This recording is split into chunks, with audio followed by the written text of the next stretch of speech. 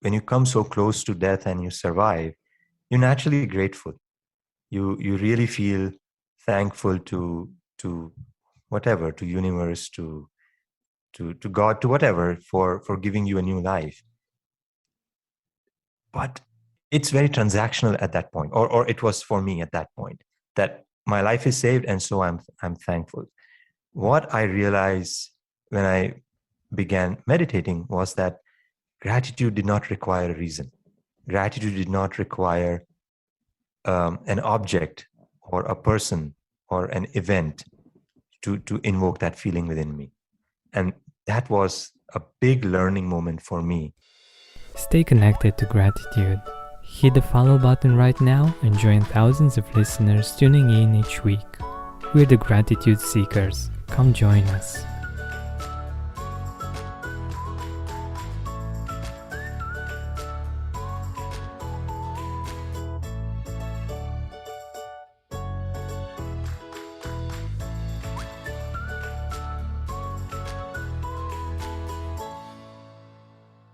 Hi, Gratitude Seeker. Welcome to a new episode of the Gratitude Podcast. Today with us, we have an investment analyst turned entrepreneur, 9/11 survivor, and author. His new book, On a Wing and a Prayer, chronicles his narrow escape from the World Trade Center on September 11, 2001, and the emotional journey towards redemption that followed. Now, our guest is running a company built on the values of Ayurveda, sustainability, giving back, and ethical trade in New York called Elements Truffles. I'm very happy to have him here. He's a very pleasant company, and I'm really curious where our conversation will go, especially since it's going to be now 20 years since 9/11. Kushal Choksi, welcome to the Gratitude Podcast. Thank you, Georgian. It's such a pleasure to be here, and thanks for having me. Thank you for being here with us, and let us know a little bit more about you, about what you're doing right now, and also talk a little bit, if you would like to, about that moment 20 years ago. Sure. You already graciously introduced me. I'm an author. I am an entrepreneur, and I used to be a banker, a trader on Wall Street. That's where I began my career. In my current day-to-day life, I run an artisanal chocolate company called Elements Truffles, and it's a company with a lot of heart in it. But that's not how I started. I started as a type A Wall Street banker who kind of fed on aggression and was sort of known to or learned to thrive in a very high alpha environment, as the Wall Street forces one to do so. I came to New York about 21 years ago, to work on a trading desk at one of the top investment banks in the country. And that's where my career began. And everything was going hunky-dory. Everything was going just fine. I was rising very fast in my career.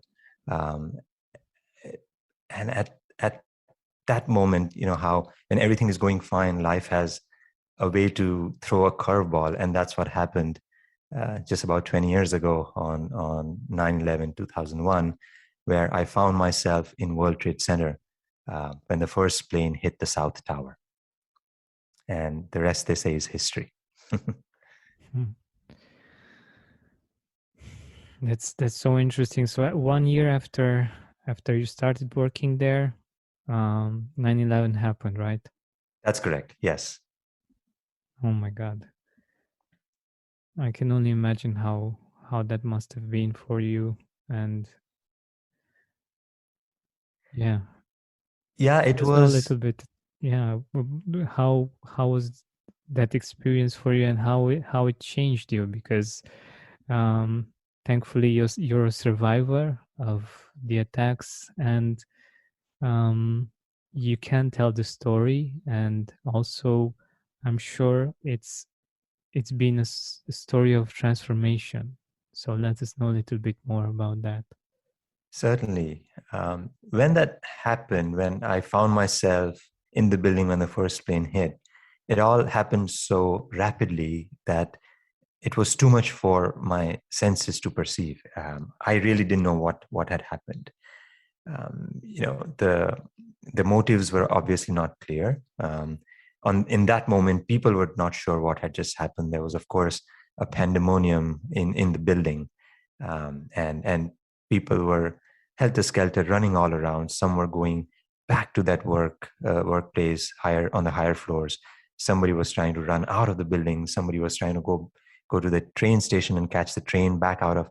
And I just stood there frozen, dazed, not knowing what to do. And as I gained some semblance, as I gained some, clarity, I just started walking towards the door to get out of the building.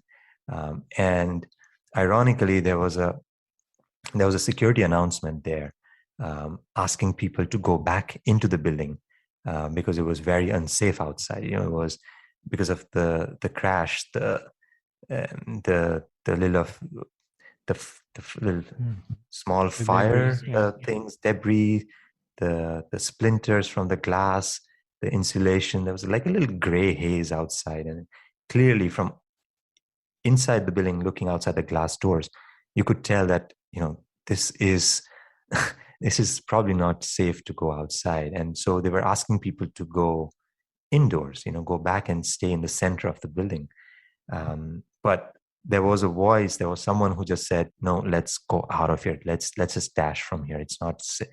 It doesn't seem safe to be here. And I am so grateful. I listened to that person, that voice, and I ran out of the building. And as I stood there trying to figure out what happened, looking at the gaping hole in the south tower, in the north tower, in that moment, another plane just came in and rammed into you know the other World Trade Center. And in, I my senses were really on overdrive in that moment. It was now clear that there was a motive behind this.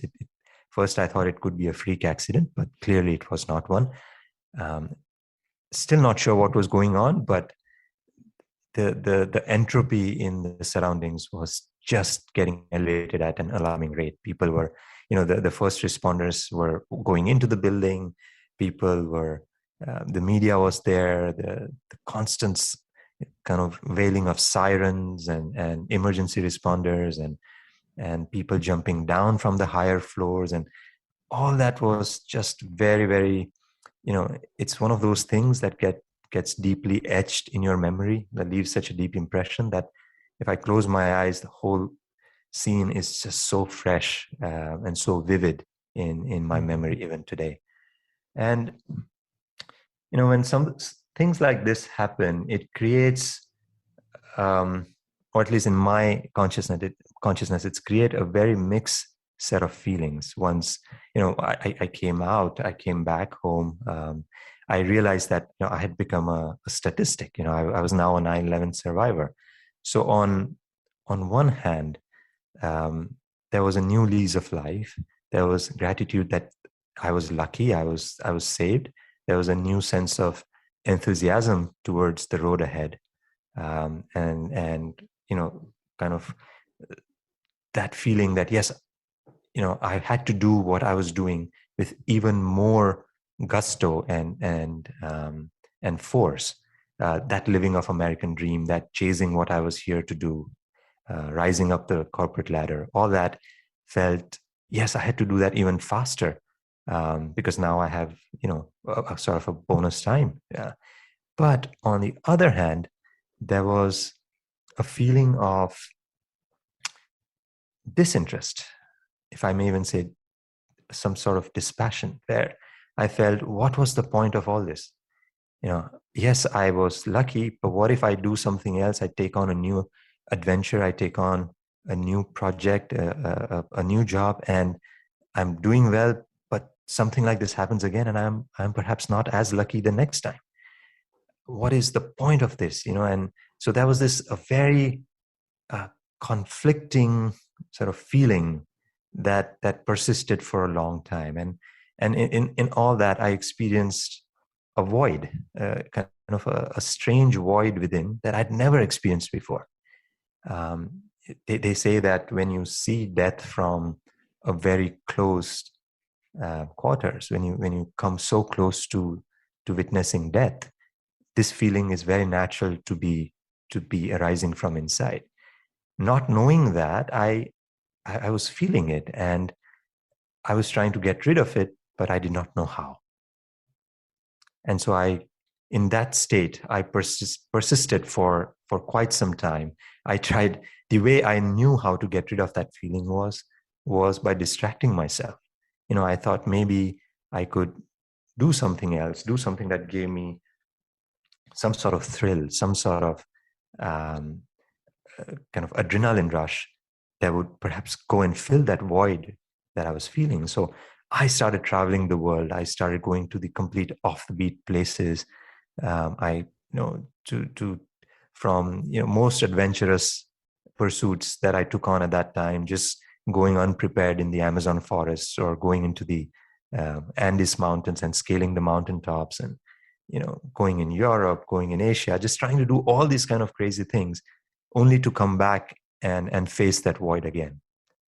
I thought it was, perhaps I need to do something on my professional front. This 9 to 5 is not for me.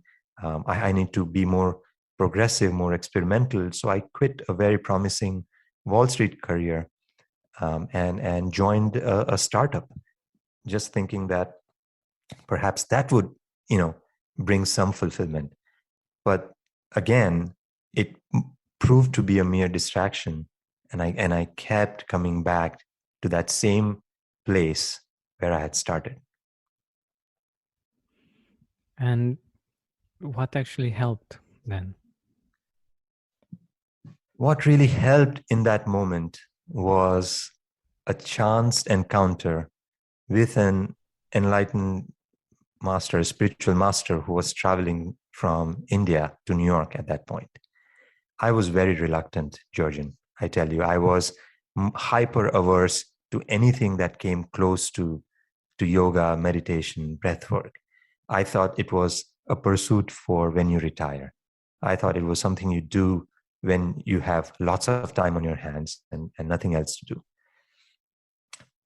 But my friend, who had tried some meditation and breath work, he didn't buy into my resistance, and he said, no, you should definitely come in and try. What's the worst that can happen? It's just an afternoon of your investment of time.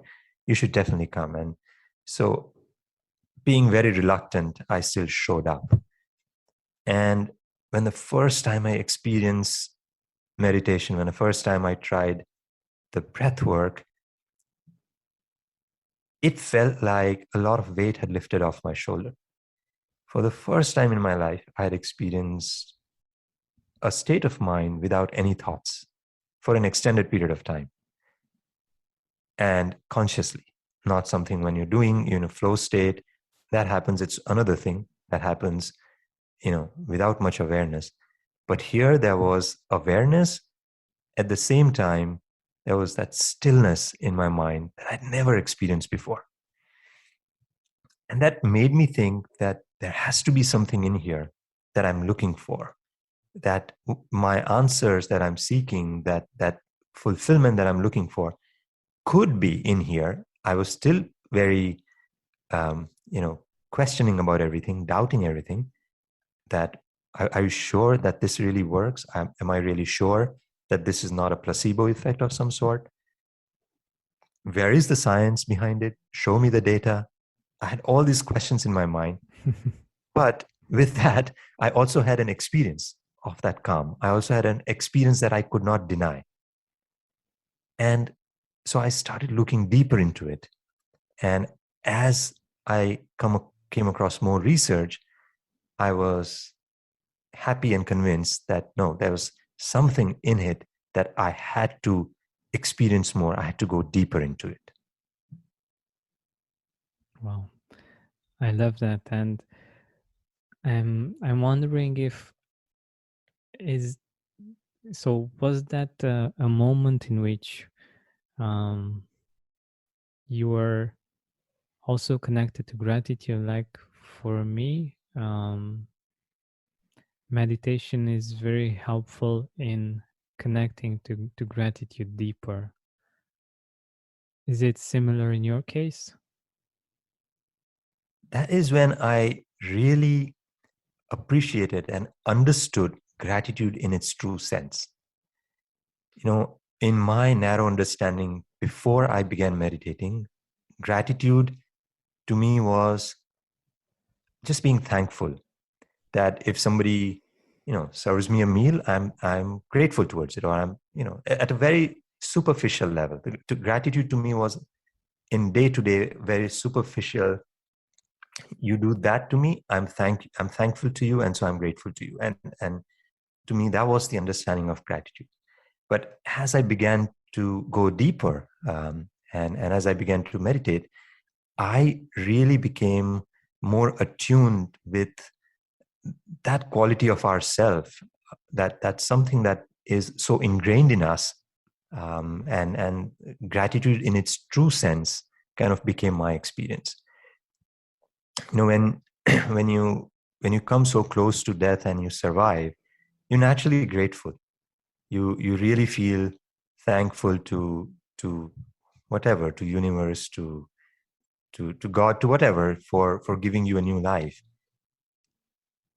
But it's it's very transactional at that point, or it was for me at that point, that my life is saved, and so I'm thankful.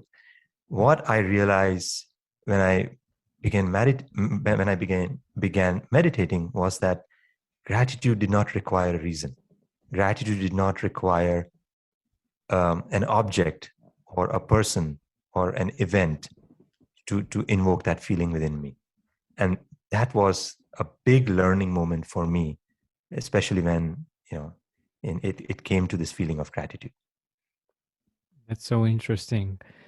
And how does that work? So, for instance, for our listeners, you meditate, and um, at one point you can reach this feeling of gratitude, or how does that work in your situation?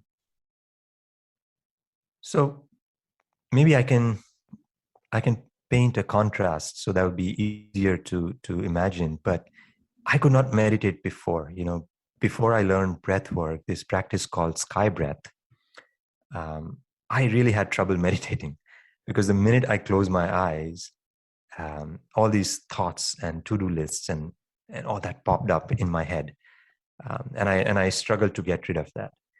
Um, but when I practiced sky breath, which is just simple rhythmic breath work, it took my mind and dropped it into a state where I just effortlessly sank into meditation. There was no effort to meditate. There was nothing I had to do to meditate. And this practice allowed me to create that intimate connection with myself. As it is said, we are not just this physical body. There are 7 layers to our existence, 7 layers to our being. The grossest is, of course, the physical body, but subtler than that is the breath, and then is the mind, where you feel the emotions, the thoughts, where it's a field of energy where all the feelings spring from. And beyond mind is the intellect, that judging faculty. And beyond that is the memory, the storehouses of all our experiences based on which the intellect makes the decision.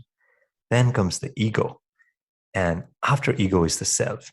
So it's body, breath, mind, intellect, memory, ego, and the self. And what happens every day in our day-to-day life is perhaps limited to this 6 layers of our existence. But who we really are and where this feeling of gratitude really lives and comes from, where it arises from, is that 7th layer, the self, that who we really are. What connects Georgian in Romania to a Kushal in New York? That thing that is common to all of us. And what I gained from this meditation or sky breath practice is ability to connect to this self at will, at when I wanted to. And I practiced that. I kind of took a little dip into that self. And in that space, all this that we are looking for, whether it's peace, whether it's joy, whether it's being in the present moment, whether it's gratitude, all these um, all these beautiful qualities of humanness are already in there. The self is made up of all this. So when you kind of get a glimpse of this, you really begin to appreciate that yes, this is what it is, and everything else that's happening, it's happening at a superficial level. It's like like how when you go to see a movie, the movie is getting projected on the white screen. We lose the awareness of the white screen, which in this case, if I may draw a parallel to a self, but the self is not tainted by what movie is projected on. And after the movie stops, self returns back to it. The white screen returns back to its original self. So it was my experience to kind of connect with that self that gave me this ability to take a dip into all that beauty that nature has to offer, that's already in us. Gratitude being one of the foremost that I cherish. That's amazing. I love how you explain it, and I love how you're using imagery to make it even more clear for us, and to have us visualize these ideas, these wonderful ideas. And I'm very curious now, how do you define gratitude? Like, what is gratitude in your perspective? To me, gratitude is unconditional love. It's just how the nature treats us. Like the nature doesn't say, I do this for you because you're doing this for me. The trees don't say, I give you shade because you water me. Nature is always there in its resplendent self. And to me, gratitude is us in some small way reflecting that back. That being in the moment, being connected with yourself without a reason, being just,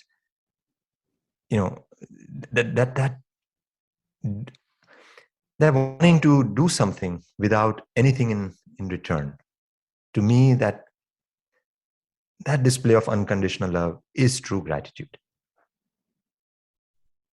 I love that.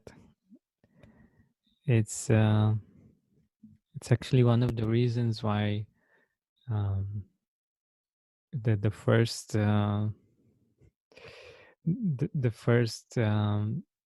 podcast design that I had for the gratitude podcast was of the sun. Beautiful. And yeah, it's, for me, it's very well connected in the sense that, like you said, it's unconditional love. It's always shining, and it's unconditional, and it shines for everyone. It warms us, it gives us light, and it's always a reason to feel grateful for it, because it's always there. It's something that we can always count on. Of course, there are days in which we cannot see the sun, or in which its rays aren't getting to us and aren't warming us as much as we would like to, um, but it's always there.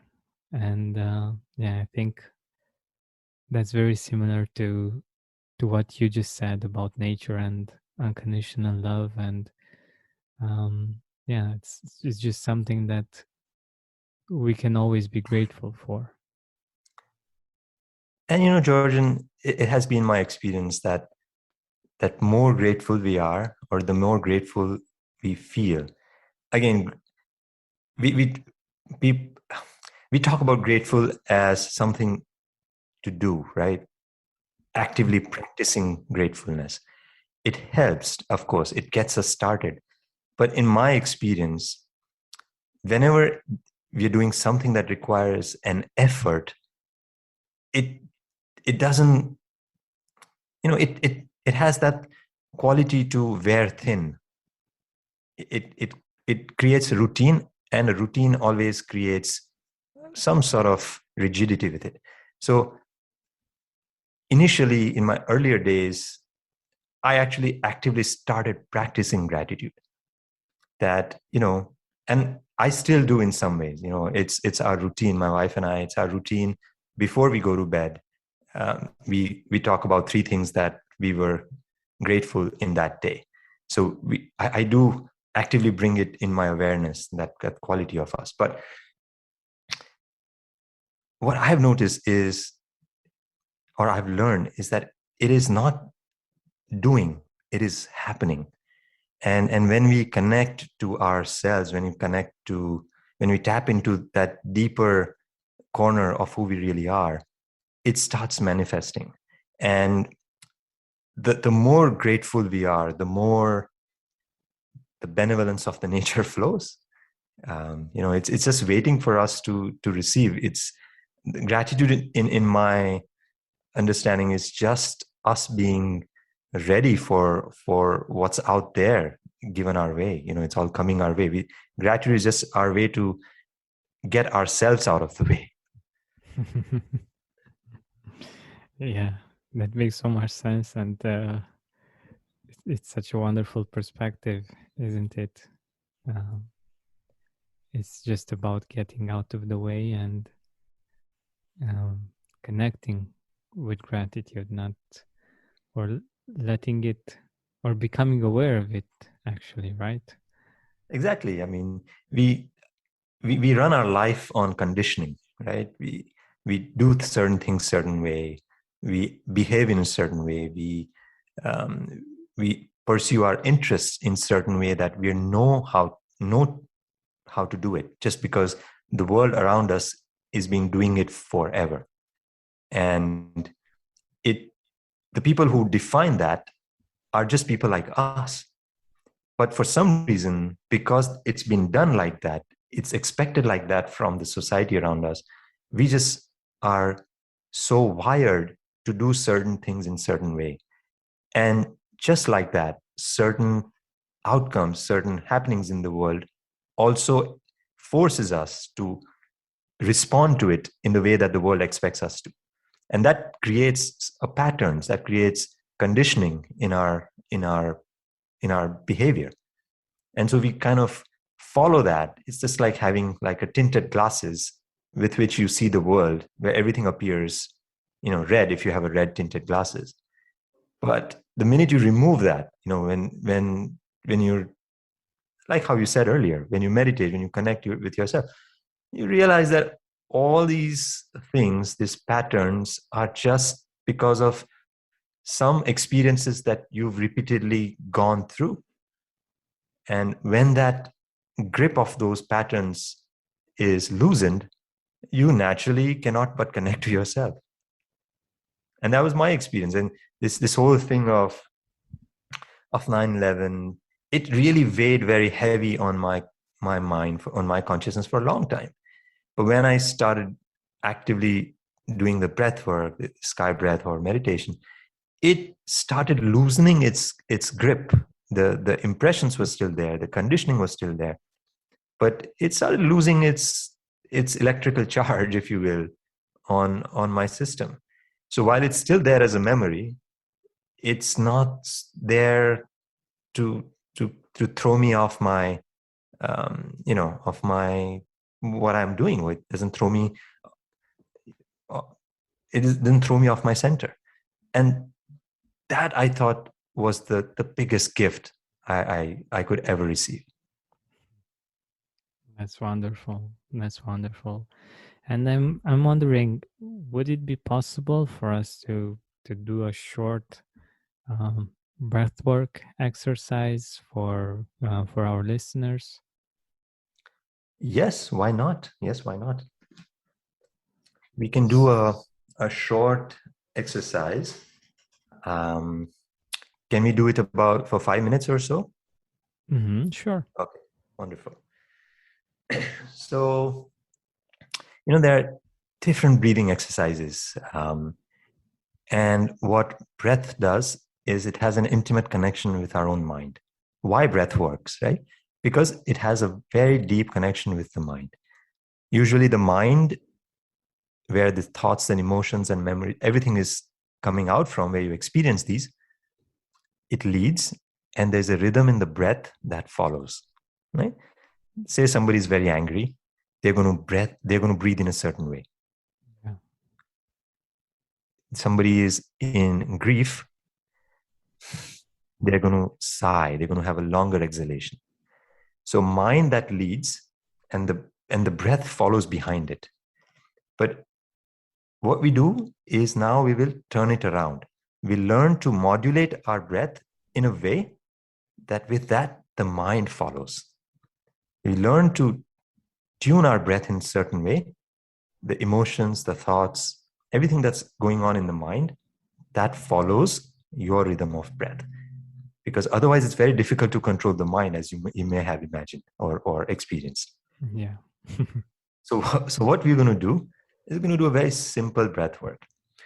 We will breathe deeply through our nose, and then we will exhale very slowly, as slowly as you can, from imagining that you have a little straw between your lips.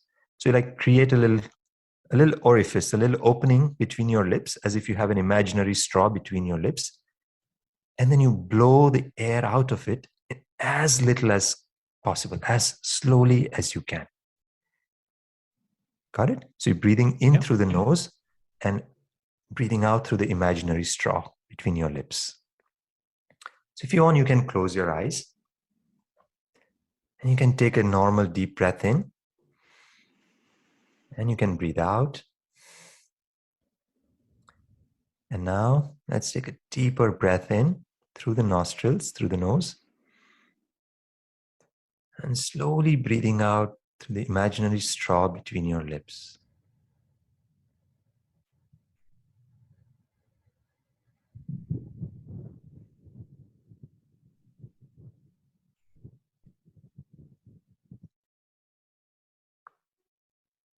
And continue breathing in through the nose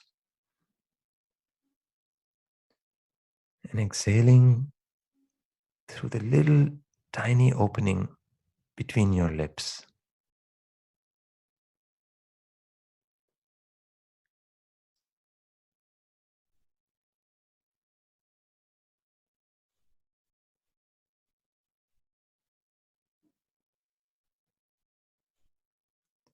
You perhaps notice that your exhalation is getting longer and longer with every out breath. Just be with that experience and keep breathing in through the nose, out through the imaginary straw.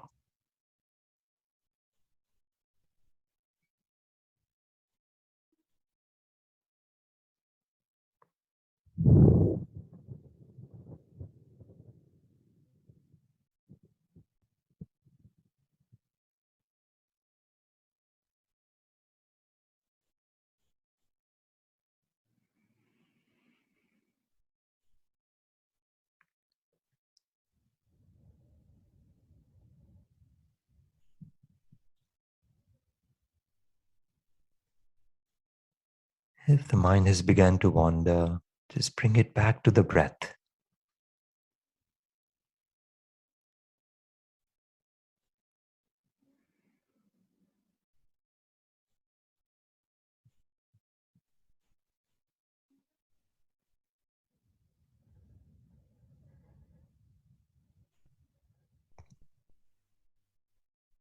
By now, it's almost as if the out breath doesn't want to stop, it just keeps extending.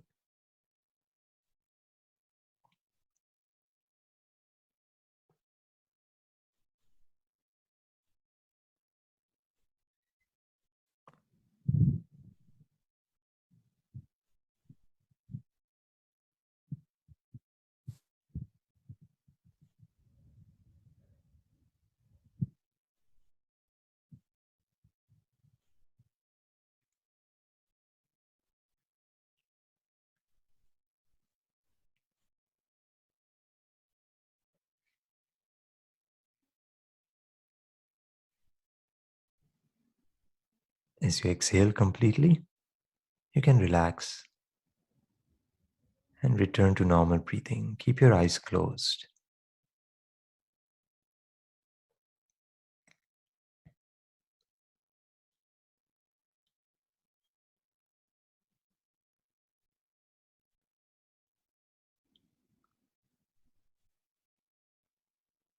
And one more time, let's begin breathing. Breathe in through the nose and breathe out through the imaginary straw as slowly as possible.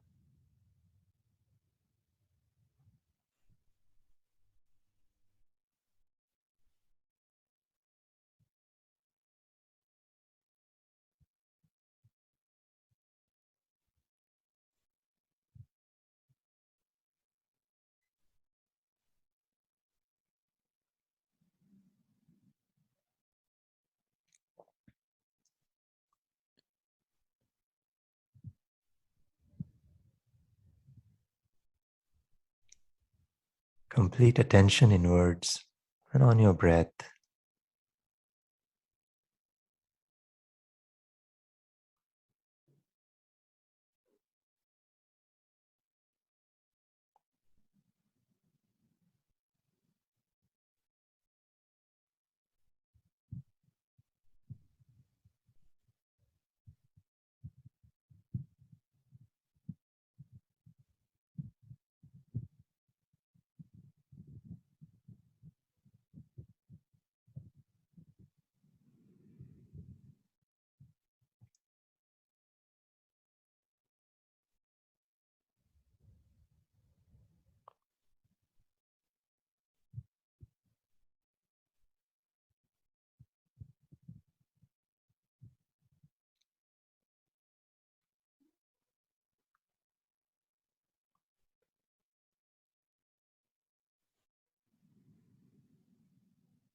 Whatever the thoughts are passing through the head, you just keep your attention on the breath.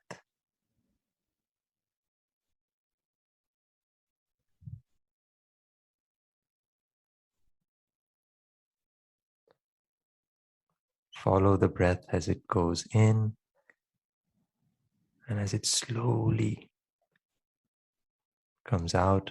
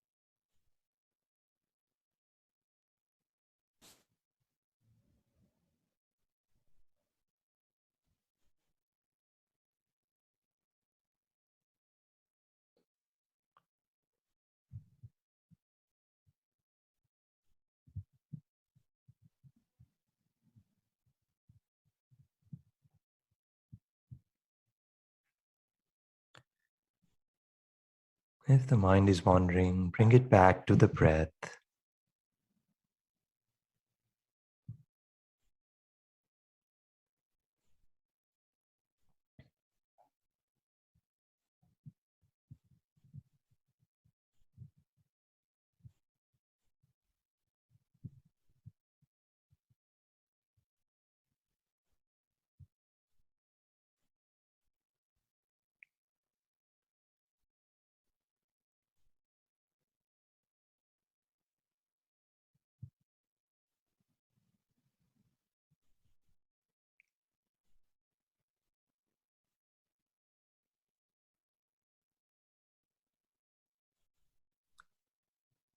And relax your breath as you completely exhale.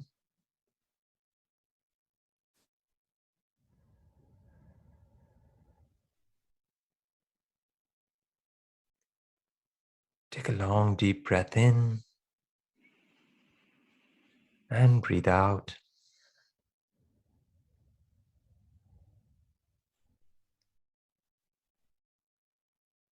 One more deep breath in and let go.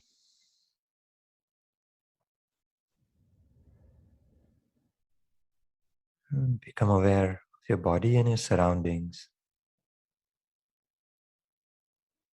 And when you feel complete, taking your time, slowly open your eyes.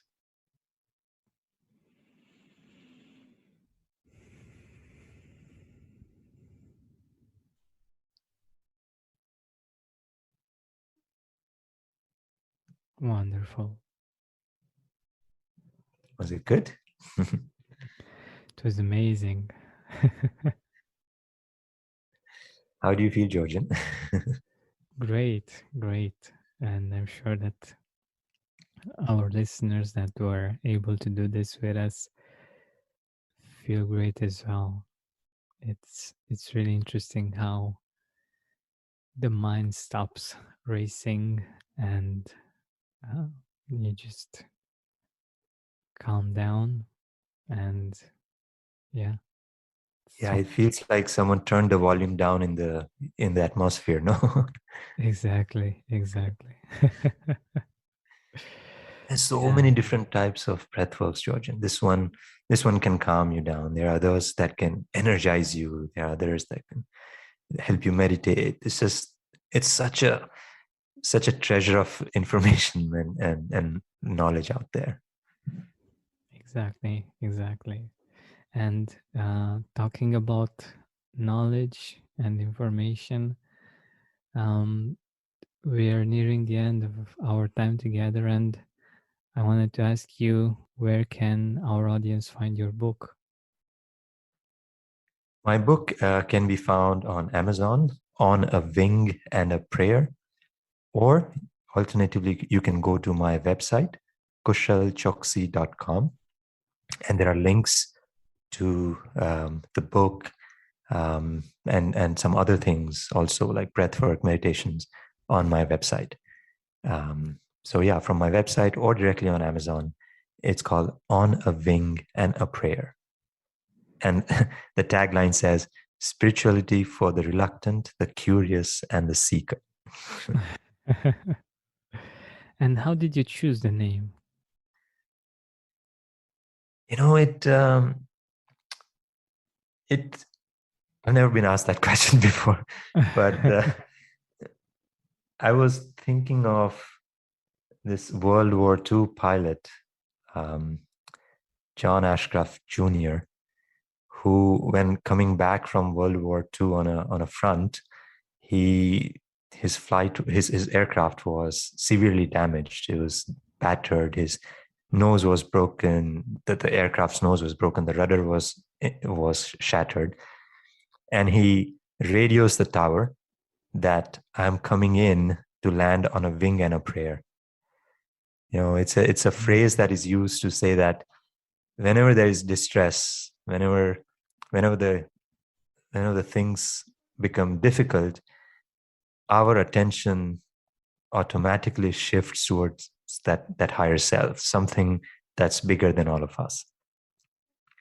And I thought it was very appropriate to kind of cap my journey, which was at one level so monochromatic, so after something, until this event that woke me up and made me ask the bigger question.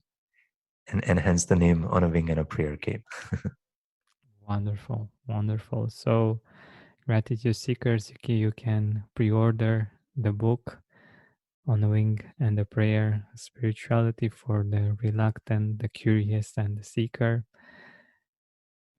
Kushal, thank you very much for being here with us, for sharing your wisdom, for doing this wonderful exercise with us, and for all of the wonderful things that you've shared with us. Thank you, George. And I really loved this last 30, 40 minutes flew by, and I really enjoyed it. So thank you so much. So did I. So did I. Thank you. Hey, Gratitude Seeker. Thank you so much for taking the time to listen to this interview. I really appreciate it. And if you could think of one person that would also benefit from it, share it with them. It might actually be the inspiration that they need to make their day or maybe even their life much better. Thank you so much once again. This has been Georgian Benta. Don't forget to keep seeking and spreading gratitude. Get 15% off a set of BrakeBest Select, Select Pro, or Import Direct brake pads and 2 rotors now at O'Reilly Auto Parts. O'Reilly Auto Parts.